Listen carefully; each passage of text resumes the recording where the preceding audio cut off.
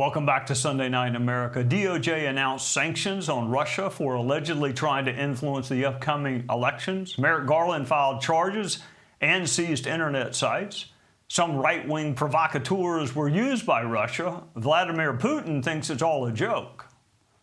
He advised all his supporters to support Mrs. Harris. That's what we'll do. We'll support her as well. That's the first thing. Secondly, her laugh is so expressive and infectious. That means that she's doing well. You may want to brush up on his English and grammar a little bit. The Kremlin isn't alone. China and Iran are actively seeking to influence our politics too. Can the intelligence community stop hostile foreign actors, and do they have the credibility to be taken seriously when they issue warnings? Joining us is the chair of the House Intelligence Committee, Mike Turner from the great state of Ohio. Welcome, Chairman. Another election cycle, another set of foreign actors sowing the seeds of discord. How should the U.S. respond?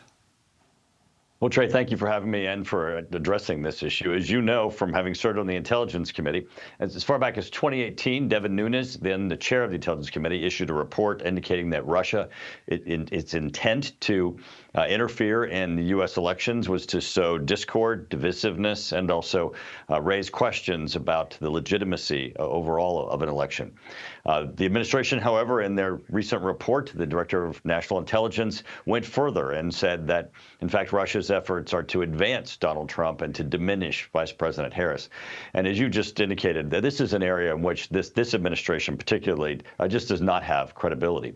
From the Obama legacy and the Biden-Harris meddling, we were handed, of course, the Russian hoax, where they said that Donald Trump himself had colluded with Russia, resulting in millions of dollars of a Mueller investigation and a special prosecutor, where they found, in fact, that there was not only no collusion, but that the basis of the whole allegation, a Russia dossier, as it was called, was actually funded, as you know, by Hillary Clinton's campaign and was put together as opposition research, and in fact was, filled with falsehoods. And of course, then we had the president himself use Russia disinformation to try to discredit his own son's laptop that was proven to be true and accurate, resulting in some of the charges that he's facing even today. Which leads me to this. Let's you and I listen to Chris Wray together, and I'll ask you about it afterwards. What is your message directly to the leaders of China and Iran who are watching through that camera lens right now? Knock it off. As long as adversaries keep trying to influence and interfere in our society and our democratic processes, they're going to keep running into the FBI, and we're going to keep calling it out. And I think nations around the world have started to also see the same activity.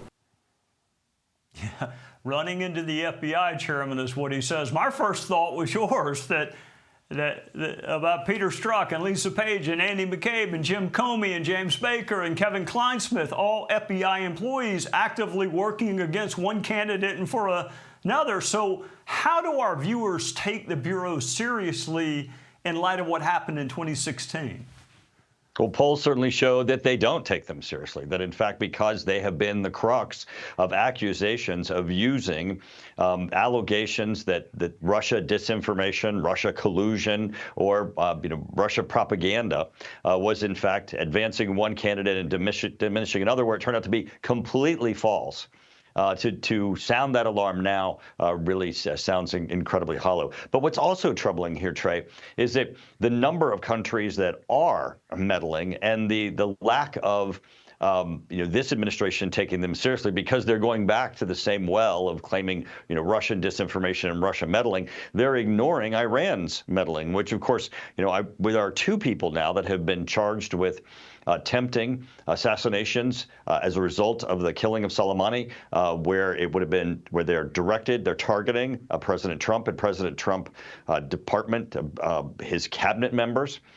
Clearly that rises to the highest level of election interference, and the administration seems less concerned about that than they do beating the old drum of Russia. All right, before I let you go, years ago, you and I were sitting elbow to elbow when Jay Johnson came in and said, I tried to warn the states, I offered them help, but they said no. Elections are usually run by states. Is there a role for DHS or the feds to play? I think certainly in the technology integrity to ensure that there are not threats, the outside threats and internal domestic threats to the electoral system. But you were absolutely right that the danger of the federal government stepping in to run elections is just really too great for this not to be as it's currently structured constitutionally with the states. Chairman Mike Turner from the great state of Ohio also has an op-ed out on China that you need to go read. Thank you, Chairman, for joining us on a Sunday night. Hey, Sean Hannity here. Hey, click here to subscribe to Fox News YouTube page and catch our hottest interviews and most compelling analysis. You will not get it anywhere else.